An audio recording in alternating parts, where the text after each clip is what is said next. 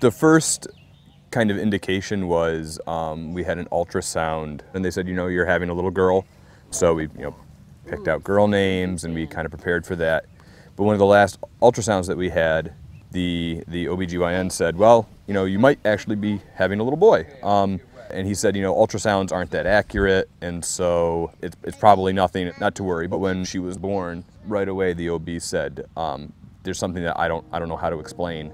Intersex means that the internal genitalia, the external genitalia, the chromosomes, the hormones, and the person's physical appearance don't look or correspond to classically male or classically female. For many decades, the standard of care for intersex newborns included surgical procedures to make them look as typically female or typically male as possible. Some doctors tell parents that these surgeries will make their child's body look like a typical boy or a typical girl. But these surgeries can have devastating consequences for the kids that can last a lifetime. We spoke to parents who told us they felt intense pressure from doctors to consent to surgeries even when those operations were medically unnecessary. We wanted to make sure she got to see, the best specialists and the best providers who could, give us the answers. And it was disheartening. We left feeling like we were on an island, with very little support. And while we were confident enough to not proceed with the surgery, I would be lying if I said we didn't have a lot of doubt about, oh my gosh, like they've told us all these awful things. Are we doing the wrong thing by our kid? Parents talked about feeling bombarded with scary and confusing information. For instance, doctors told parents that if they chose not to have surgery on their kid would be bullied at school. However, a claim like that has never been substantiated in medical literature.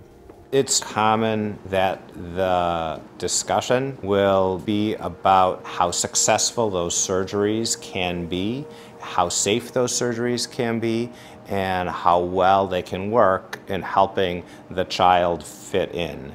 What they don't include still, for the most part, are discussions of the potential harms. These surgeries carry the risk of scarring and nerve damage, infertility, incontinence, loss of sexual sensation and function, and the need to be on lifelong hormone replacement therapy. I found out I was intersex. Freshman year, I retrieved my medical records, and I learned not only was I intersex, but then I learned everything they did to me to try to take the intersex parts of me away. It was like getting the wind knocked out of me. When I was first born, doctors found undescended testes in my abdomen and removed them. When I was 4 years old, the surgeons decided to reduce the size of my clitoris. I had no knowledge of this. When I was 11, they said they were doing surgery on my bladder. And when I found out from my medical records, that was actually a non-consensual vaginoplasty. When these irreversible surgeries are conducted on children, they can have a lifelong physical impact as well as psychological trauma. When intersex kids grow up, they may want some of these operations, but that should be their decision to make. Physicians are very powerful in this equation. The medical saying, do no harm, plays a prominent role in care for intersex individuals. We need to really think about the fact that there is a significant risk for harm. There are two very rare instances when surgery is required on a newborn with a variance of sex development. One is when the internal organs are on the outside of the body, as if they were turned inside out. The other one would be to ensure that there's a place for urine to leave the body. Any other surgical procedure on the external genitalia of a newborn is cosmetic surgery and is not medically necessary.